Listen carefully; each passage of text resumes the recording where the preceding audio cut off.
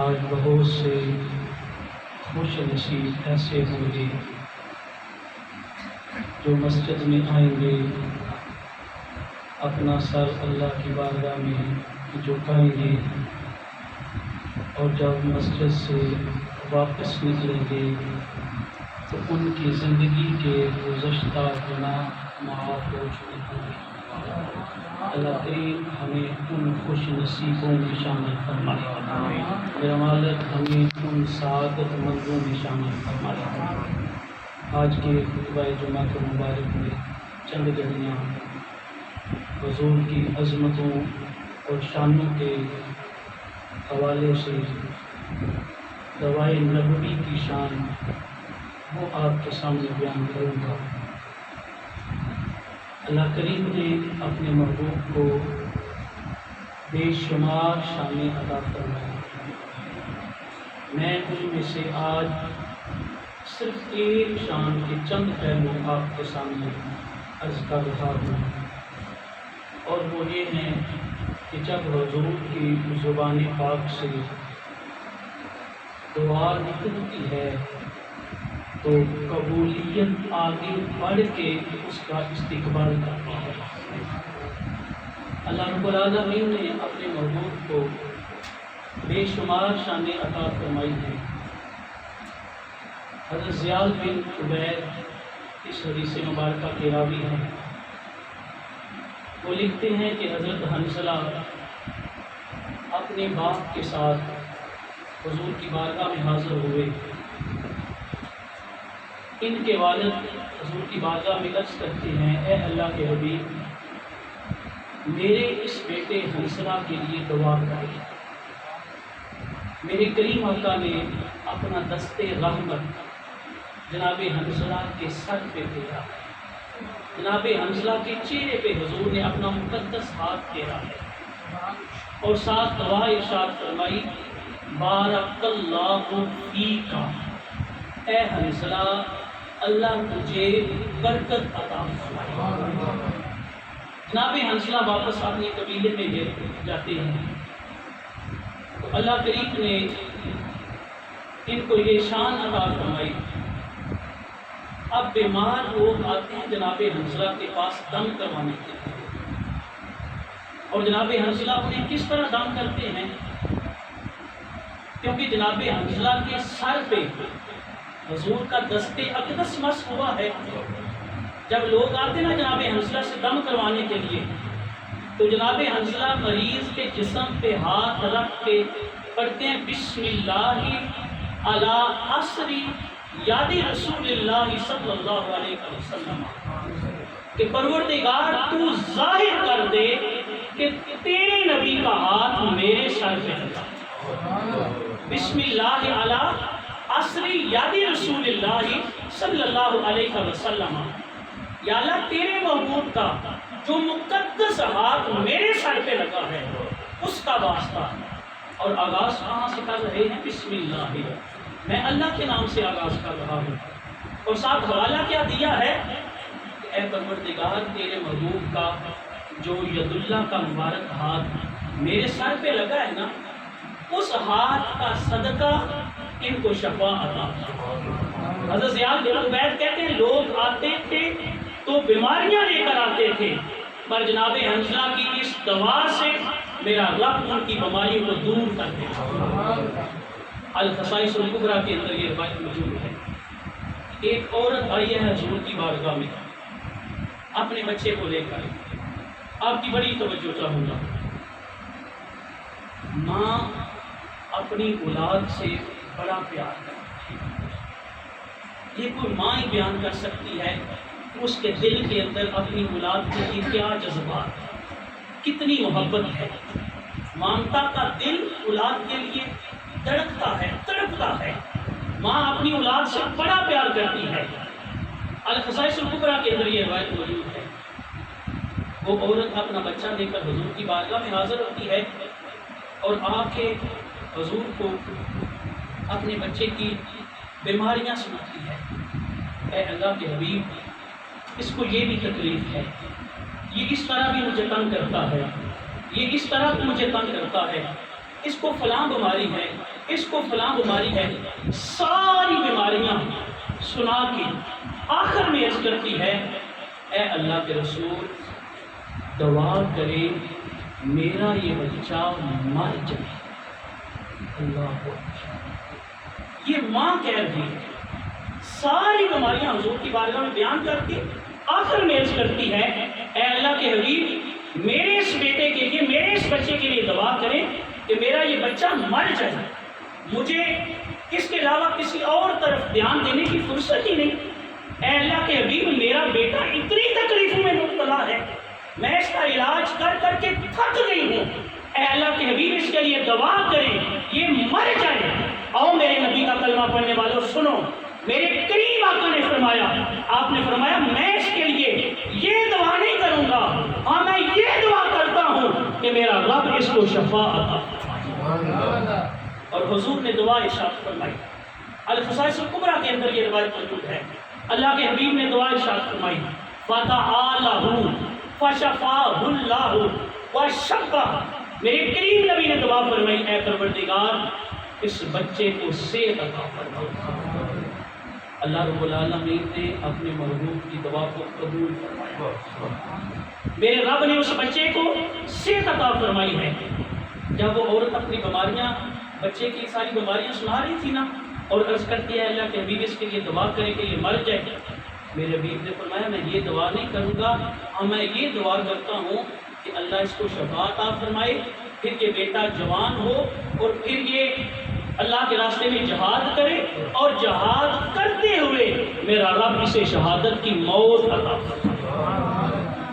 جس انداز میں اللہ کے حبیب نے دعا ارشاد فرمائی ہے، میرے رب نے اسی طرح دعا کو قبول کر لیا۔ اللہ نے اس بچے کو شفا عطا فرمائی ہے، پھر وہ جوان ہوا ہے، پھر وہ اللہ کے راستے میں جہاد کرتا رہا ہے، اور پھر میرے رب نے اس کو شہادت کی موت عطا فرمائی ہے۔ اس حدیث مبارکہ میں جہاں دعائے نبوی کی برکت ظاہر ہوتی ہے، وہیں سے یہ بھی پتہ چلتا ہے کہ ماں باپ اپنی اولاد کے ساتھ اتنا پیار نہیں کرتے جتنا پیار حضور اپنی امت سے کرتے ہیں۔ ماں تو گھبرا گئی ہے اور کہتی ہے کہ میرے اس بیٹے کے لیے دعا کریں کہ میری جان چھوٹ جائے، میں اس کا علاج کر کر کے تھک گئی ہوں، اے اللہ کے حبیب اس کے لیے دعا کریں یہ مر جائے۔ اور حضور نے کیا دعا ارشاد فرمائی ہے، فرمایا میرا رب اس کو شفا عطا کرے، اور پھر یہ جوان ہو، اور پھر یہ اللہ کے راستے میں جہاد کرے، اور پھر جہاد کرتے ہوئے میرا رب اس کو شہادت کی موت عطا فرمائے۔ او میرے نبی کا کلمہ پڑھنے والوں سنو، کوئی ماں باپ، کوئی ماں اپنی اولاد سے اتنا پیار نہیں کرتی جتنا پیار حضور اپنی امت سے کرتے ہیں۔ کوئی باپ اپنی اولاد سے اتنا پیار نہیں کرتا جتنا پیار حضور اپنی امت سے کرتے ہیں۔ کوئی والدین اپنی اولاد سے اتنا پیار نہیں کرتے جتنا پیار اللہ کا رسول کرتا ہے۔ کسی محبت والے نے بڑے خوبصورت انداز میں لکھا کہ بہت ایسے ہیں جو علم و ہنر رکھتے ہیں، بہت ایسے ہیں جو مال و زر رکھتے ہیں، بہت ایسے ہیں جو بال و پر رکھتے ہیں، یا رسول اللہ ہم تو فقط آپ کی کریمی پہ نظر رکھتے ہیں۔ اے اللہ کے حبیب نہ معلوم، نہ علم و ہنر ہے، نہ مال و دولت ہے، نہ بال و پر ہے، ہمارے پاس کچھ بھی نہیں، ہم فقط آپ کی کریمی پہ نظر رکھتے ہیں۔ اور پھر جس انداز میں میرے محبوب نے دعا ارشاد فرمائی ہے، اللہ کریم نے اسی طرح دعا کو قبول کیا ہے۔ پھر وہ جوان، پھر وہ بچہ جوان ہوا ہے، اور اللہ کے راستے میں اس نے جہاد کیا ہے۔ تفصیل میں نہیں جا رہا، صرف اشارہ کر رہا ہوں، کیونکہ یہ حدیث مبارکہ آپ نے اکثر سنی ہوگی کہ والدہ نے بے ادبی کی ہے، اور جناب ابو ہریرہ حضور کی بارگاہ میں حاضر ہوتے ہیں، عرض کرتے ہیں اللہ کے نبی مجھے اجازت دے میں اپنی ماں کو واصل جہنم کروں۔ اے اللہ کے نبی میری ماں نے آپ کی بے ادبی کی ہے، جناب ابو ہریرہ نے 2-3 دفعہ حضور کی بارگاہ میں اجازت طلب کی ہے، میرے کریم نبی نے فرمایا نہ ابو ہریرہ نہ، میں اس کی اجازت نہیں دوں گا۔ جب اللہ کے حبیب نے اجازت نہیں دی نا، اب جناب ابو ہریرہ دوسرا سوال عرض کرتے ہیں، اے اللہ کے حبیب پھر میری ماں کے لیے دعا کریں، میری ماں کا دل بدل جائے، میری ماں اسلام قبول کر لے۔ میرے محبوب نبی نے اپنے ید اللہ کے مبارک ہاتھوں کو اٹھایا، رب کی بارگاہ میں دعا فرمائی ہے، اللہ رب العالمین نے اپنے محبوب کی دعا کو قبول کیا ہے۔ جناب ابو ہریرہ بیٹھے ہیں صحابہ کی محفل میں، جو ہی حضور کی دعا ختم ہوئی، دعا مکمل ہوئی، جناب ابو ہریرہ اٹھ کے دوڑے ہیں اپنے گھر کی طرف۔ صحابہ پوچھتے ہیں اے ابو ہریرہ تم دوڑ کے کدھر جا رہے ہو؟ ابو ہریرہ جواب دیتے ہیں صحابہ میں دوڑ کے گھر میں جا کے دیکھنا یہ چاہتا ہوں کہ پہلے میں گھر میں پہنچتا ہوں یا اللہ کے نبی کی دعا پہلے گھر میں پہنچتا۔ اور پھر ایسے ہی ہوا ہے، حضور کی دعا پہلے گھر میں پہنچی ہے۔ جناب ابو ہریرہ کی والدہ نے اسلام قبول کر لیا ہے، حضور کا کلمہ پڑھ لیا ہے، ابو ہریرہ کی والدہ کا دل بدل گیا ہے۔ کسی محبت والے نے بڑے خوبصورت انداز میں لکھا کہ جس طرح چشم محمد کے اشارے ہو گئے، جتنے ذرے سامنے آئے سارے ستارے چھوڑ گئے۔ اللہ اکبر۔ آج جن مشکل حالات سے ہم گزر رہے ہیں، یہ دعا کا وقت ہے۔ اسباب وہاں نہیں پہنچتے جہاں دعا پہنچتی ہے، بلکہ جب اسباب سے بندہ مایوس ہو جائے، دوائی کھا کھا کے تھک جائے اور شفا نہ مل رہی ہو، تو دعا اس وقت بھی بندے کو مایوس نہیں ہونے دیتی، دعا اس وقت بھی بندے کا تعلق اپنے رب کے ساتھ جوڑ دیتی۔ تو یہ دعا کا وقت ہے۔ آج جن مشکل حالات سے ہم گزر رہے ہیں، جس فتنوں کے دور سے آج ہم زندگی گزار رہے ہیں، آج دعا کا وقت ہے۔ ہمیں اللہ کے گھر میں آنا چاہیے، ہمیں اللہ کی بارگاہ میں سجدہ و تحلیل کرنا چاہیے، حضور کی بارگاہ میں دعا کرنی چاہیے۔ ابھی تک میں نے آپ کے سامنے دعا کے بارے میں عرض کیا ہے، ایک ہے خود دعا کرنا اور ایک ہے حضور سے دعا لینا۔ آپ نے میرے جملوں پہ غور نہیں کیا۔ ایک ہے بندہ خود دعا کرے، ایک ہے بندہ حضور سے دعا لے۔ تو آج ہم اگر حضور سے دعا لینا چاہیں تو اس کے لیے کیا طریقہ ہے؟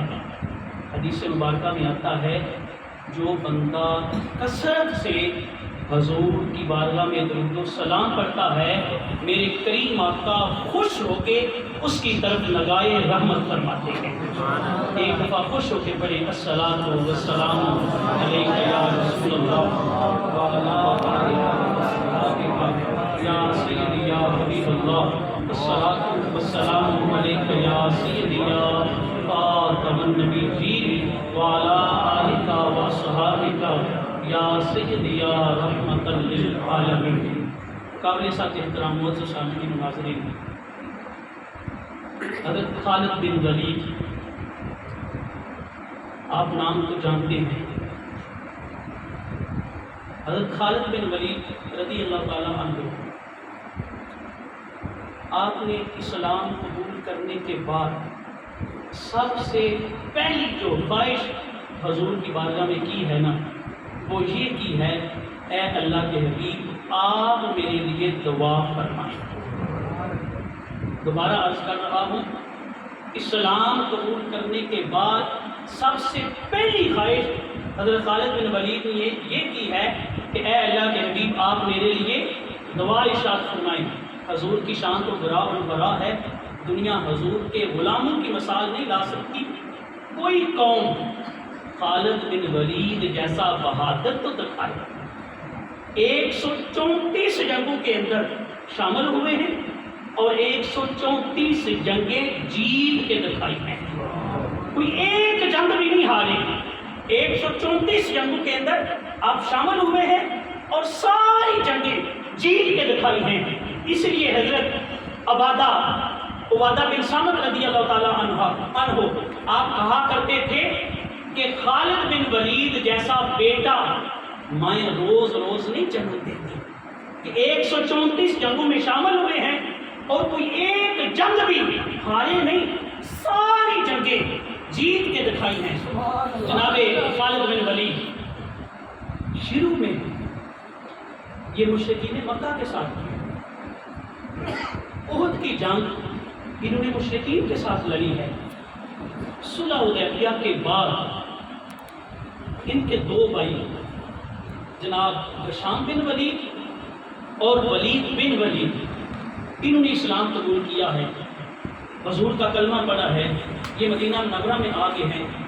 اب آپ کے بھائی جناب ہشام بن ولید نے حضرت خالد بن ولید کو خط لکھا اور غلام کے ہاتھ رکا دے کر بھیجا کہ جاؤ جا کر میرے بھائی خالد کو میرا پیغام دو۔ جناب ہشام نے اس خط کے اندر کیا لکھا کہ اے خالد، تیرے جیسا عقل مند ابھی تک اسلام سے دور ہے، میں اس پر بڑا حیران ہوں۔ اللہ، کیسے خوبصورت انداز میں اسلام کی دعوت دی ہے کہ اے خالد، تیرے جیسا عقل مند ابھی تک اسلام سے دور ہے، میں اس پر بڑا حیران ہوں۔ اے خالد، اگر تو عقل سے کام لیتا تو تو اسلام قبول کر لیتا۔ اے خالد، اسلام پہ غور کر، اسلام کی تعلیمات پہ غور کر۔ جو بھی عقل مند عقل سے کام لے گا وہ اسلام سے دور نہیں لے گا، وہ اللہ کے نبی کا کلمہ پڑھے گا، وہ اسلام کو قبول کر لے گا۔ جناب خالد نے جب اپنے بھائی کا حق پڑھا نا، آپ فرماتے ہیں اب میرے دل میں نے اسلام کے بارے میں سوچنا شروع کیا تو میرے دل میں اسلام کی محبت پیدا ہو گئی، اور جب میں نے حضور کی سیرت پہ غور کیا تو میرے دل میں وہ احد کا منظر یاد آیا کہ مشرکین کا ایک جتھا حضور کی طرف بڑھ رہا ہے، مشرکین مکہ حضور کی طرف تیر برسا رہے ہیں، نیزے لے کے حضور کی طرف بڑھ رہے ہیں، اللہ کے نبی کی پیشانی پہ زخم آیا ہے، اور حضور دعا کے ارشاد فرماتے ہیں پروردگار ان کو معاف کر دے، یہ مجھے نہیں پہچانتے، میرے مالک ان مشرکین مکہ پہ عذاب نہ نازل کرنا، یہ مجھے نہیں پہچانتے، میرے مالک تو ان کو معاف کر دے۔ حضرت خالد بن ولید کہتے ہیں کہ وہ احد کا وہ منظر یاد کر کے میرے دل میں حضور کی محبت پیدا ہوئی۔ آپ فرماتے ہیں میں نے اسلام کے بارے میں سوچنا شروع کیا۔ جناب خالد بن ولید کہتے ہیں میں رات کو سویا، میں نے خواب دیکھا کہ میں ایک طریق جگہ پہ ہوں، ایک تنگ جگہ میں ہوں، اور پھر میں ایک میدان میں داخل ہوا ہوں تو کیا دیکھتا ہوں آگے روشنی ہے، آگے خوشبودار جگہ ہے، آگے ہریالی ہے۔ حضرت خالد بن ولید کہتے ہیں میں نے اسی دن فیصلہ کر لیا کہ یہ جو طریق جگہ ہے نا، یہ جو تنگ جگہ ہے یہ کفر ہے، اور یہ جو کھلا میدان ہے جس میں روشنی ہے، ہریالی ہے، جس میں خوشبوئیں ہیں، یہ اسلام ہے۔ جناب خالد بن ولید آپ کہتے ہیں میں مکے سے نکلا مدینے کی طرف۔ آپ مکے سے مدینے کی طرف نکل رہے ہیں، حضرت عثمان بن طلحہ سے ملاقات ہوئی۔ عثمان بن طلحہ نے پوچھا اے خالد کدھر جا رہے ہو؟ جناب خالد فرماتے ہیں میں مدینہ منورہ جا رہا ہوں، حضور کی غلامی اختیار کی۔ عثمان بن طلحہ نے کہا خالد اکیلے نہ جانا، مجھے بھی ساتھ لے کے جاؤ۔ تھوڑا سفر آگے کیا، پھر ملاقات ہوئی حضرت عمر بن عاص سے، یہ بڑے بہادر بڑے شمشیر زن تھے، مصر کے گورنر رہے ہیں بعد میں۔ حضرت عمر بن عاص نے پوچھا اے خالد کدھر جا رہے ہو؟ انہوں نے بتایا میں مدینہ منورہ جا رہا ہوں حضور کی غلامی اختیار کرنے، حضور کا کلمہ پڑھنے۔ حضرت عمر بن عاص نے کہا اے خالد اکیلے نہ جانا، مجھے بھی ساتھ لے کے جاؤ۔ 3 افراد ہو گئے، حضرت خالد بن ولید، حضرت عثمان بن طلحہ اور حضرت عمر بن عاص، یہ تینوں جوان مکے سے نکلے ہیں مدینہ منورہ۔ آپ کی بڑی توجہ چاہوں گا، ادھر میرے آقا مدینہ منورہ میں صحابہ کی محفل میں بیٹھے ہیں، اللہ کے حبیب نے فرمایا ہے صحابہ آج مکے نے اپنے جگر کے ٹکڑے تمہاری طرف بھیجے ہیں۔ اللہ اکبر، اللہ نے کیا شان عطا کی ہے اپنے محبوب کو، کیا نظر عطا کی ہے اپنے محبوب کو، کیا نگاہ عطا کی ہے اپنے محبوب کو۔ یہ تینوں ہستیاں ابھی مکے سے نکل رہی ہیں اور ادھر مدینہ منورہ میں میرے آقا صحابہ کی جرمت میں بیٹھ کے یہ اعلان کرتے ہیں اے صحابہ آج مکے نے اپنے جگر کے ٹکڑے تمہاری طرف مدینہ منورہ میں بھیج دیے ہیں۔ جناب خالد مدینہ منورہ میں آئے. ان کے بھائی پہلے مدینہ منورہ میں موجود تھے. جناب خالد اپنے بھائی کے گھر میں آتے ہیں اور آ کے کہتے ہیں اے ہشام تیرے خط نے میرے دل کی دنیا بدل دی ہے. جناب ہشام کہتے ہیں اے خالد تیرے آنے سے پہلے اللہ کے نبی نے مجھے بتا دیا ہے کہ خالد آ رہا ہے کلمہ پڑھنے کے لیے. نعرہ تکبیر،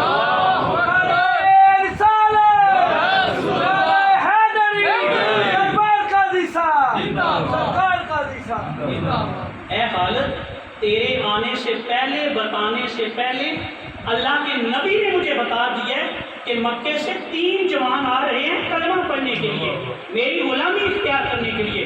جناب خالد اپنے بھائی کے گھر کیوں گئے ہیں؟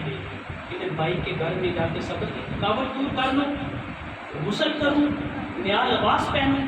جناب خالد غسل کر رہے ہیں. غسل خانے میں جناب خالد بن ولید ہیں. آپ کے بھائی ہشام نے آواز دی ہے اے خالد جلدی کرو حضور تمہارا انتظار کر. اللہ کے نبی نے قاصد بھیجا ہے اے خالد جلدی کرو حضور تمہارا انتظار کر رہے ہیں. جناب خالد کہتے ہیں اب میرے جذبات پہ قابو نہ رہا، اب میرا دل مچل رہا تھا، میرا دل کہہ رہا تھا کہ خالد جلدی کر اپنے نبی کی بارگاہ میں پہنچ جا. جناب خالد کہتے ہیں میں نے لباس تبدیل کیا، خوشبو لگائی، میں تیز قدم اٹھاتے ہوئے حضور کی بارگاہ میں آ رہا ہوں. یہاں رک کر ایک جملہ اور عرض کرنا چاہتا ہوں. حضرت مجدد الف ثانی سیدنا امام ربانی مجدد الف ثانی آپ کے بڑے بیٹے حضرت خواجہ محمد سعید رحمۃ اللہ تعالیٰ علیہ، آپ فرماتے ہیں میں مدینہ منورہ حاضر ہوا، مسجد نبوی میں داخل ہوا، میں نے 2 نفل تحیۃ المسجد کے نیت سے پڑھے. آپ فرماتے ہیں جب میں 2 نفل میں نے پڑھے اسلام پھیرا. حضرت خواجہ محمد سعید فرماتے ہیں جب میں نے سلام پھیرا میں نے کیا دیکھا کہ سامنے اللہ کا محبوب کھڑا. خواجہ محمد سعید فرماتے ہیں حضور نے مجھے فرمایا سعید جلدی کر میں تیرا انتظار کر رہا. اللہ اکبر. جناب خالد نے لباس تبدیل کیا ہے، خوشبو لگائی ہے اور حضور کی بارگاہ میں آئے ہیں. جناب خالد کہتے ہیں میں دل میں سوچ رہا تھا وہ کیسا منظر ہوگا کہ جب میرے ہاتھ حضور کے ہاتھوں میں. آپ کی بڑی توجہ چاہوں گا. مکے کے یہ 3 جوان، مکے کے جگر کے ٹکڑے، جناب خالد بن ولید، عثمان بن طلحہ، جناب خالد بن ولید، حضرت عمر بن عاص، یہ حضور کی بارگاہ میں آ رہے ہیں حضور کی غلامی اختیار کرتے ہیں، حضور کا کلمہ پڑھنے کے لیے. جناب خالد حضور کی بارگاہ میں پہنچے ہیں، حضور کی خدمت میں حاضر ہوئے ہیں.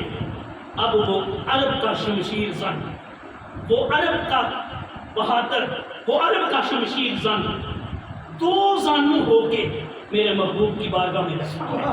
اللہ اکبر. میں وہ الفاظ بیان کر سکتا ہوں، میں جناب خالد بن ولید کی اس کیفیت کو نہیں بیان کر سکتا، جناب خالد بن ولید کے دل کے ان جذبات کو نہیں بیان کر سکتا. آپ ذرا تصور کریں نا، ان تینوں ہستیوں کے اوپر اہل مکہ کو بڑا ناز تھا کہ عمر بن عاص ہمارے پاس ہے، عثمان بن طلحہ ہمارے پاس ہے، خالد بن ولید ہمارے پاس ہے. جناب خالد بن ولید آپ کا یہ درہ امتیاز تھا کہ آپ جس جنگ میں شامل ہوتے تھے مسلمان اس جنگ میں جیت کر آتے تھے. آپ کی موجودگی فتح کا نشان بن چکی تھی. جس جنگ کے اندر آپ شامل ہوتے دشمن پہ پہلی روک طاری ہو جاتا. آج وہ عرب کا شمشیر زن، وہ عرب کا بہادر 2 زانو ہو کے میرے کریم نبی کی بارگاہ میں بیٹھا ہے. جناب خالد نے اپنے ہاتھ پیش کیے بیعت کے لیے، توحید و رسالت کا اقرار کیا، اللہ کی وحدانیت کا اقرار کیا، حضور کی ختم نبوت کا اقرار کیا. جب کلمہ پڑھا نا تو حضور کی بارگاہ میں عرض کرتے ہیں اے اللہ کے حبیب کیا میرے پچھلے گناہ معاف ہو گئے؟